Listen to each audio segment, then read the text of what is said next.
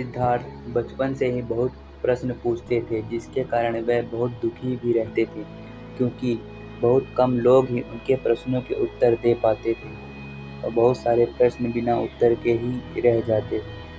सिद्धार्थ के पिता बहुत चिंतित थे कि कहीं सिद्धार्थ को कोई दुख न दिख जाए, इसलिए सिद्धार्थ के पिता गुरुकुल को महल के पास ही बुला लेते हैं, जिससे महल के सभी बच्चे उसमें पढ़ सकें और उन्हें महल से कहीं दूर भी न जाना पड़े। महाराज शुद्धोधन सभी शिक्षकों, सभी गुरुओं को यह बताते हैं कि ऐसी कोई भी शिक्षा बच्चों को नहीं दी जानी चाहिए कि जिससे कि उनके मन में वैराग्य उत्पन्न हो। यह कहकर सिद्धार्थ को सभी गुरुओं से मिलवाया जाता है।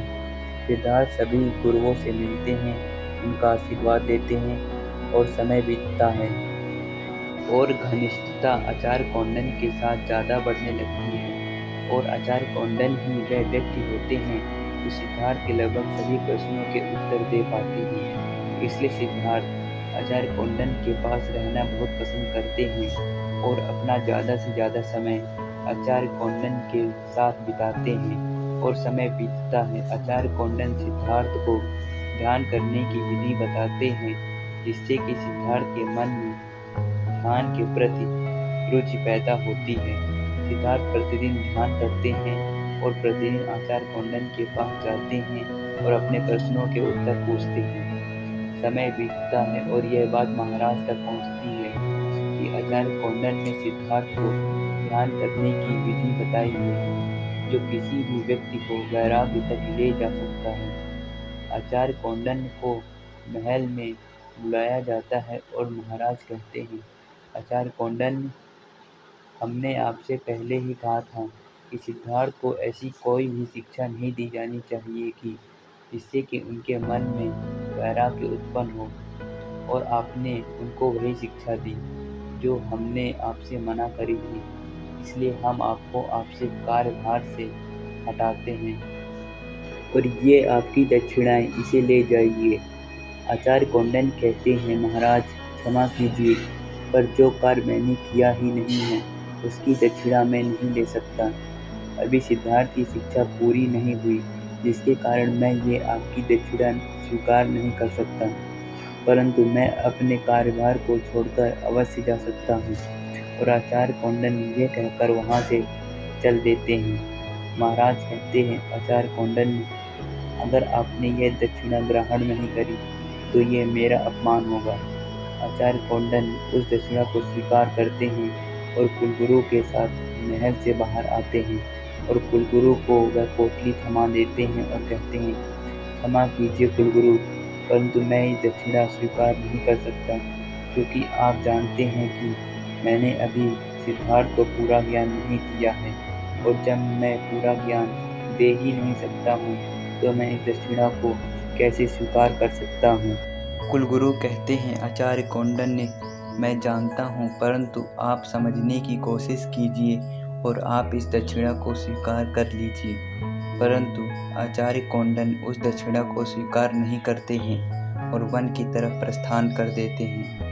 यह बात सिद्धार्थ को जब पता चलती है कि आचार्य कौंडन्य गुरुकुल से जा रहे हैं, तो सिद्धार्थ दौड़े दौड़े जाते हैं और आचार्य कौंडन्य के चरणों में लेट जाते हैं और कहते हैं, अब मेरे प्रश्नों के उत्तर कौन देगा? मैं किससे अपनी पीड़ा कहूँगा और मैं किससे अपने प्रश्नों के उत्तर पूछूंगा? कौन मेरी समस्याओं को दूर करेगा? यदि आप मुझे छोड़कर चले जाएंगे तो।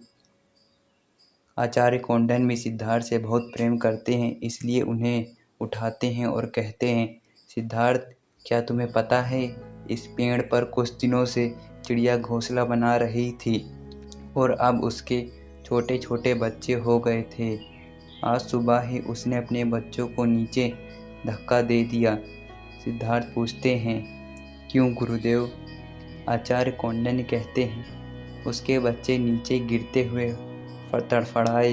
उन्होंने पंख हिलाने की कोशिश की, वे नीचे गिरते रहे और कुछ देर बाद उन्होंने हवा में उड़ना शुरू कर दिया और वो ऊंचे आकाश में उड़ गए। वही समस्या आ गया है कि अब मैं तुम्हें धक्का दूं और तुम पंख फैलाकर ऊंचे आकाश में उड़ जाओ। सिद्धार्थ कहते हैं, परंतु गुरुदेव मैं नहीं उड़ पाऊंगा, मेरे अंदर इतना सामर्थ्य नहीं है कि मैं आपके बिना कुछ भी कर पाऊँ। आचार्य कौंडिन्य कहते हैं, नहीं सिद्धार्थ, इस निर्बलता को अपने भीतर से निकाल फेंको। तुम्हें बहुत आगे जाना है। यदि मेरा भाग्य होगा तो हम एक दिन अवश्य मिलेंगे। सिद्धार्थ कहते हैं, नहीं गुरुदेव, मैं आपको नहीं जाने दूंगा, आप मत जाइए। गुरुदेव कहते हैं, सिद्धार्थ, क्या तुम्हें वेद की सभी ऋचाएँ याद हैं? सिद्धार्थ कहते हैं, हाँ गुरुदेव। तो अपनी आंखें बंद करो, उन्हें बोलना शुरू करो। सिद्धार्थ अपनी आंखें बंद करते हैं और उन्हें बोलना शुरू करते हैं। कुछ देर बाद सिद्धार्थ आंखें खोलते हैं, उन्हें आचार्य कौंडिन्य नहीं दिखाई देते। सिद्धार्थ पूरी तरह से टूट जाते हैं, बहुत दुखी होते हैं। उनके दुख का कोई ठिकाना नहीं होता, परंतु वह फिर उठकर खड़े होते हैं और आगे बढ़ते हैं, और अंत में आपको पता है वे सत्य को प्राप्त करते हैं। वही गुरुदेव जो उनको छोड़कर गए थे, वह भविष्य में उनके गुरु भाई बनते हैं और फिर उनके शिष्य बनते हैं। यदि सिद्धार्थ उस समय पूरी तरह से टूट जाते और आस ही छोड़ देते कि आगे कुछ हो ही नहीं सकता, तो शायद वह संभावना घटित ना होती जो भविष्य में हुई। हमारे साथ ही बहुत बार ऐसा ही होता है। हम किसी घटना को अपने ऊपर इतना हावी होने देते हैं कि हम पूरी तरह से टूट जाते हैं और सोचते हैं कि आगे कुछ भी हो नहीं सकता, परंतु ऐसा नहीं होता। यदि हम उठने का साहस करें तो संभावनाएं हमारा इंतज़ार करती हैं। आशा करता हूँ कि इस वीडियो से कहीं ना कहीं आपके जीवन को एक नई राह मिलेगी और आपका जीवन बदलेगा।